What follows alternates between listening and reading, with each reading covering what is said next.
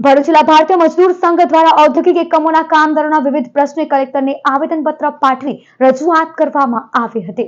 ગુજરાતના ઔદ્યોગિક એકમોમાં શ્રમ કાયદાઓના થઈ રહેલા ખુલ્લેઆમ ઉલ્લંઘન અને અસંગઠિત ક્ષેત્રના શ્રમિકોની કથળતી જતી હાલત મુદ્દે ભારતીય મજદૂર સંઘ બીએમએસ ભરૂચ જિલ્લા દ્વારા જિલ્લા કલેક્ટરને આવેદનપત્ર પાઠવી રજૂઆત કરવામાં આવી હતી।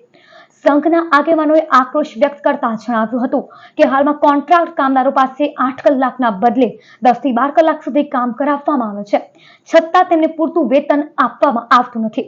આ ઉપરાંત માલિકો દ્વારા મનસ્વી રીતે કામદારોને નોકરીમાંથી છૂટા કરવા, પીએફ, ઈએસઆઈસી બોનસ અને ગ્રેજ્યુઇટી જેવા કાયદેસરના લાભોથી વંચિત રાખવા તેમજ પીવાના પાણી અને સુરક્ષાના સાધનો જેવી પ્રાથમિક સુવિધાઓ ન આપવા જેવી ગંભીર સમસ્યાઓ વ્યાપી રહી છે।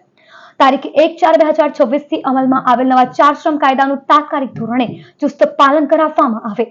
વધુમાં શ્રમ વિભાગમાં ખાલી પડેલી જગ્યાઓ સત્વરે ભરીને શ્રમિકોને ઝડપી ન્યાય અપાવવા, સમાન કામ સમાન વેતનનો અમલ કરવા અને ઓવરટાઈમની રકમ ડબલ દરે ચૂકવવા જેવી માંગણીઓ પણ આ આવેદનપત્રમાં કરવામાં આવી છે। આ પ્રસંગે પ્રદેશ મંત્રી પ્રતાપસિંહ ચૌહાણ, વિભાગ સહ સંગઠન મંત્રી સુરેન્દ્રસિંહ રાજ અને જિલ્લા પ્રમુખ પ્રતિક પટેલ સહિતના હોદ્દેદારો અને મોટી સંખ્યામાં સભ્યો ઉપસ્થિત રહ્યા હતા।